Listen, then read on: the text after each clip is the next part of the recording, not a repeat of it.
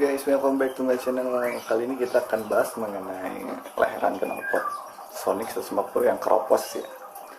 Jadi buat kalian yang punya Sonic 150, jangan kaget kalau misalkan nanti layaran knalpotnya keropos. Ini sudah diganti ya, kayak aftermarket untuk racing sih sebenarnya, tapi kita potong di sini. Dan ini nggak pas karena ini sebenarnya bukan buat Sonic ya, karena waktu itu kepepet, udah keropos. Jadi kita beli online, COD, ini yang dekat saja. Ini nggak pas. Di sini pun dia, nah di sini dia nggak masuk. Ini harusnya baut kan bracket, terlalu ke belah sini. Dan di bagian sini dia terlalu ke bawah ya, mepet ke ini. Bahkan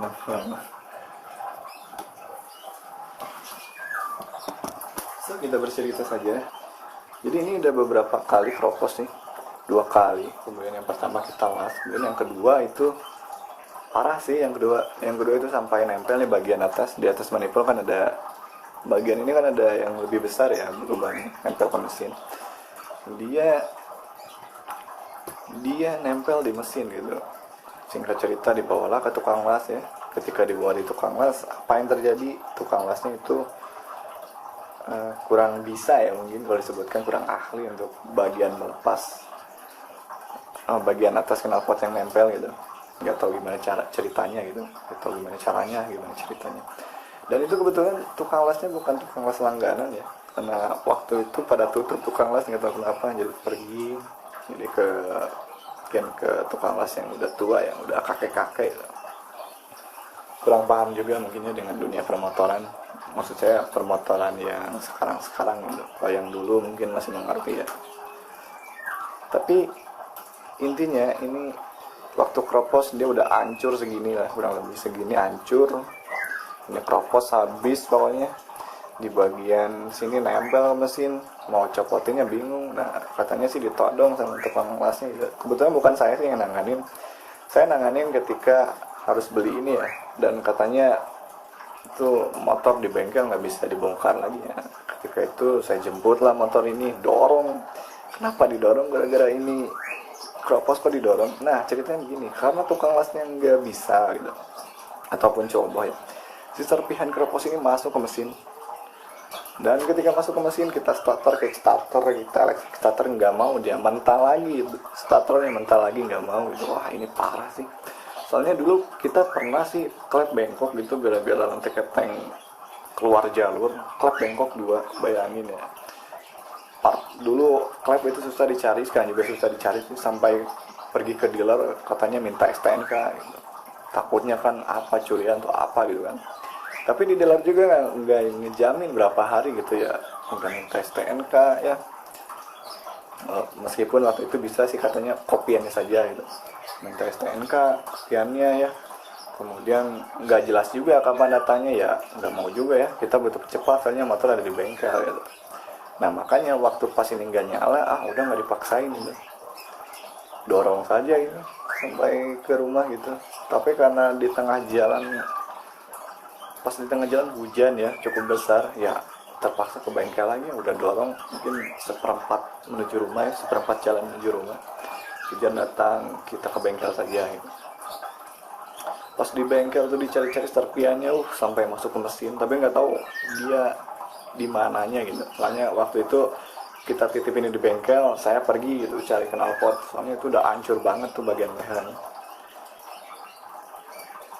Dan ketika 1 hari yang di bengkel baru ini jalan. Tapi waktu itu kita juga teledor mungkin ya, nggak bertanya apakah boring atau sehar masih aman.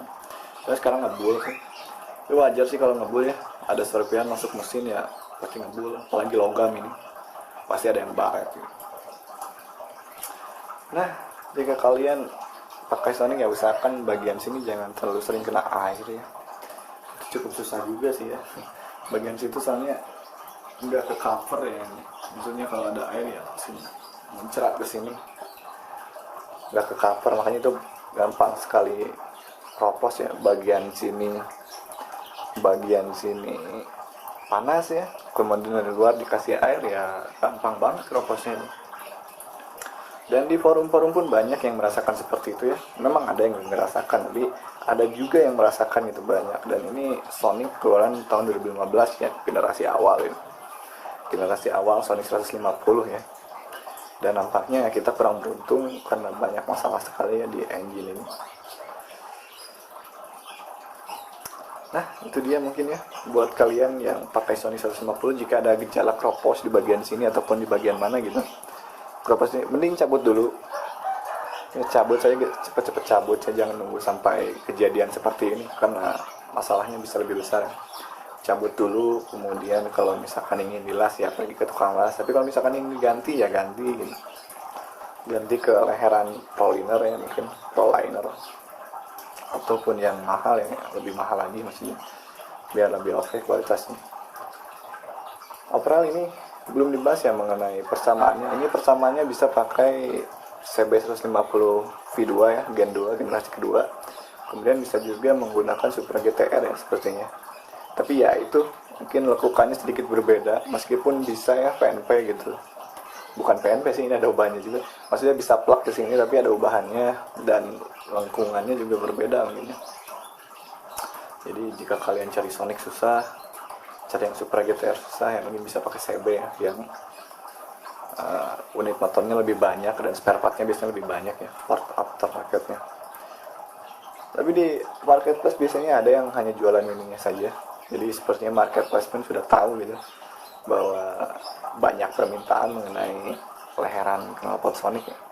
Overall nanti kalian bisa baca artikelnya di deskripsi ya, nanti ada link saya sertakan. Jadi bagaimana cerita lengkapnya, kemudian cara mencegah ya, kemudian persamaan knalpotnya ya. So see you next time.